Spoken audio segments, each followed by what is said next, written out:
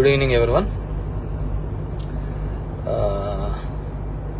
మొదటగా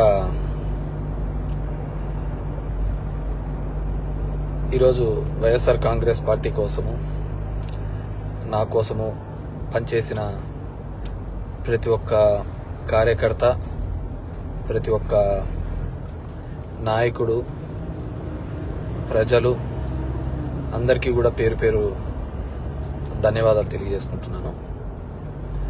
it's a big question and గెలిచినటువంటి సత్యకుమార్ కూడా ధన్యవాదాలు తెలియజేసుకుంటున్నాను. కంగ్రాచులేషన్స్. ఇట్స్ బిగ్ క్వశ్చన్ నాకు, అసలు ఎక్కడ ఏమి చేశాము అని. అంటే ఓవరాల్గా కూడా రాష్ట్ర ప్రభుత్వం కావచ్చు, నేను కావచ్చు, ఎప్పుడు కూడా పేదవాళ్లకు అండగా ఉండాలా, పేదవాళ్లకు తోడుగా ఉండాలని జగన్మోహన్ రెడ్డి గారు ఆలోచించారు. నేను అదే విధంగా ఆలోచించినాం. ఈ 5 years అయితే అసలుకు నేను ఎక్కడన్నా విజయవాడ అలాంటి ప్రాంతాలకు పోయి రాత్రి 2 గంటలకు వచ్చినా కానీ మళ్ళీ పొద్దున్నే 7 గంటలకల్లా లేచి ఇంటింటికి వెళ్ళి తిరగడం జరిగింది. వెల్ఫేర్తో పాటు డెవలప్మెంట్ చేయడం జరిగింది. అన్నీ చేసిన.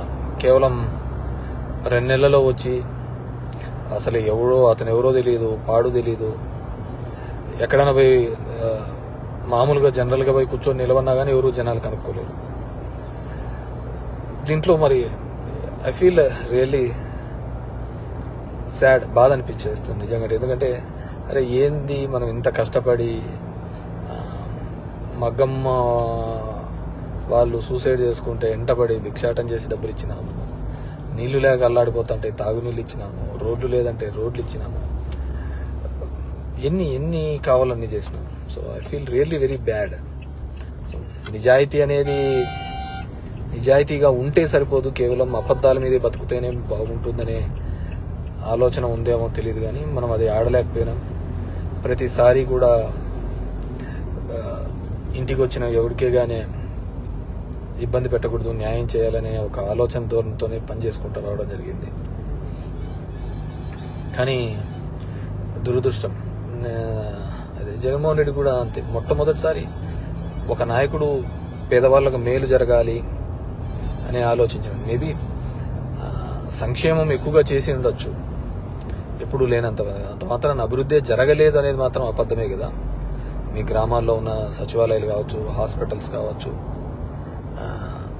అసలు అవినీతి లేకుండా జరగడం ఏంది? ఇంతకుముందు ఏ విధంగా ఉండేది, ఇప్పుడు ఏ విధంగా ఉండేది, వాటిని కూడా చూడలేకపోవడము దురదృష్టకరమే అనుకోవాలి. సో ఏదేమైనప్పటికీ కూడా నేను దగ్గర ఒక పోస్టల్ బ్యాలెట్తో చూసుకుంటే 2600 ఎంతతో ఓడిపోవడం జరిగింది. ధర్మవరం పట్టణంలోనే నేను నిరంతరము ఎప్పుడు అందుబాటులోనే ఉంటాను. అయినా కానీ తెలుసు మరి ఏమి వాళ్ళకు నచ్చిందో, కొత్తగా వచ్చింది, ఏమి నన్ను ద్వేషించినారో, ఏదైనప్పటికీ కూడా ఇది ఏ రాజకీయ పార్టీకైనా ఇది ఒక గుణపాఠం లాగానే. ఎందుకంటే ఇంతకుముందు జగన్ రెడ్డి గారు ప్రెస్ మీట్లో చెప్పినట్టు అంతమందికి ఒక మేనిఫెస్టో చెప్పి ఆ మేనిఫెస్టోలో 99% చెయ్యాలి అని ఆలోచన. ఎందుకంటే ఇంతకుముందు చెప్పిన వాళ్ళందరూ మర్చిపోయేవాళ్ళు, పక్కన పడేసేవాళ్ళు. సో దానికి కర్నూలు చావుకు చాలా ఉన్నాయని చెప్పి అబద్ధాలు అనే దాంట్ల మీద ఈ టైటిలింగ్ యాక్ట్ అంటారు, ల్యాండ్ టైటిలింగ్ యాక్ట్ అంటారు, ఇది అంటారు. అరే కొద్దిగన్నా కామన్ సెన్స్గా ఆలోచించారు. గవర్నమెంట్ ఇచ్చిన ఇంటి పట్టాలకే రిజిస్ట్రేషన్ డాక్యుమెంట్లు ఇచ్చినాడు. గవర్నమెంట్ ఇచ్చిన ఇంటి పట్టాలకే రిజిస్ట్రేషన్ డాక్యుమెంట్ ఇచ్చినాడు. అది కూడా మాట్లాడితే ఎట్లా? గవర్నమెంట్ ల్యాండ్లకే రిజిస్ట్రేషన్ చేపించి ఒరిజినల్ పత్రాలు ఇచ్చినాడు. మీ భూములు జగన్ రెడ్డి తీసుకుంటాడంటే ఎలా నమ్మగలిగిన? అది ఒక కారణం అయ్యింటే అది ఎలా నమ్మగలిగినారో ఏమో కానీ అర్థం కావట్లే. సో చూద్దాం. ఇప్పుడు చంద్రబాబు నాయుడు తన అనుభవంతో సంపద సృష్టించాడు. ఏ రోజు సంపద సృష్టించినాడో కూడా తెలియదు. ఆయన ఇంతవరకు ఎప్పుడు సంపద సృష్టించినది, ఎప్పుడు అప్పులు పెట్టిపోయినాడే తప్ప 14 సంవత్సరాలుగా ముఖ్యమంత్రిగా ఉన్నప్పుడు సంపద ఎప్పుడు సృష్టించలేదు అనమాట. సో సంపద సృష్టిస్తాడన్నాడు. ఎప్పుడూ లేని విధంగా సచివాలయంలో 1,50,000 జాబ్స్ ఇప్పించడం జరిగింది. ఇవన్నీ కూడా ఇక్కడ క్యాలిక్యులేషన్లోకి రాలేదు.